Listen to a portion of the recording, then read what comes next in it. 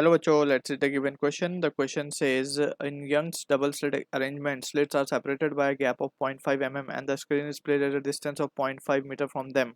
The distance between the first and the third bright fringe formed when the slits are illuminated by a monochromatic light of 5890 angstrom is option A 1100 1178 10 raised to minus 9 meter, option B 1178 10 raised to minus 6 meter, option C 1178 10 raised to minus 12 meter, option D 5890 10 raised to minus 7 meter.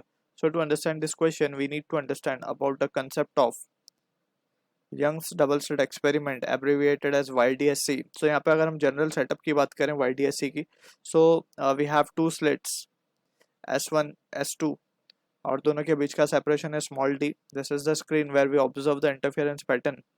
सो यहाँ पे let's suppose कि at any point the two wave from the source interfere, let's say point P पे, and ये point P bright होगा या dark होगा that will depend upon the condition for interference. For constructive interference path difference जो होना चाहिए इन दोनों wave के बीच का, यहाँ से और यहाँ से जो चल रही है, वो इंटीग्रल मल्टीपल ऑफ लैम्डा होना चाहिए.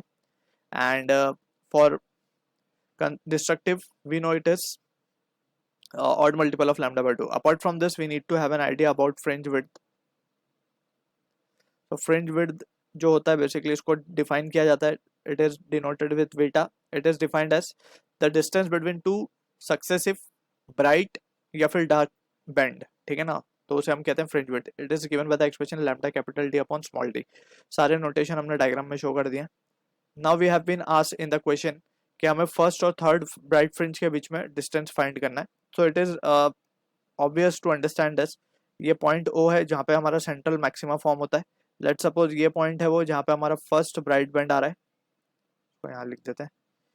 ये पॉइंट है यहाँ पे हम मान लेते हैं सेकेंड ब्राइट पॉइंट आ रहा है.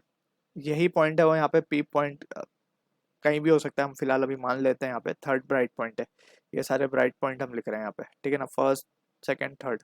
हमें पूछा गया है basically the distance between first and third bright point, यानी कि ये दोनों के बीच का डिस्टेंस पूछा गया हमें. यानी कि हम यहाँ से देख सकते हैं इन फर्स्ट और सेकंड के बीच का तो बीटा ही होगा और सेकंड और थर्ड के बीच का भी बीटा ही होगा क्योंकि इक्वली स्पेस्ड होते हैं. तो यहाँ पे वी कैन सी हमें क्वेश्चन में बेसिकली 2 बीटा पूछा गया है, right. So twice of beta, हमें पहले बीटा निकाल के उनको ट्वाइस कर देंगे. So will be having the answer to the question. इसको हम मान लेते हैं x. तो x is equals to twice of beta हमें फाइंड करना है. So for that we will first calculate beta. It is lambda capital D upon small d. So lambda given है light का, that is 5890 angstrom, that is 10 to minus 7 10 to minus 10 metre में convert कर लिया हमने. Into capital D की अगर हम बात करें, सो कैपिटल D गिवन है screen is placed at a distance of 0.5 metre, यानी कि ये 0.5 है, डिवाइडेड बाय, अगर हम स्मॉल d की बात करें सो ये 0.5 mm है. सो 0.5 10 to minus 3 mm हो जाएगा. मीटर में कन्वर्ट कर लिया हमने. 0.5 यहाँ से कैंसिल हो गया. तो फाइनली रिजल्ट हम देख सकते हैं ये क्या आ रहा है, 5890 10 to minus of 7 मीटर. ये अभी सिर्फ बीटा मिला है हमें, हमें फाइंड करना है two times of it. So we can say therefore distance between first and third bright point, bright fringe जिसको हमने x बोला है, will be equals to twice of beta. So that will be therefore x will be equals to 2 times of 5890 10 raised to minus 7 meters.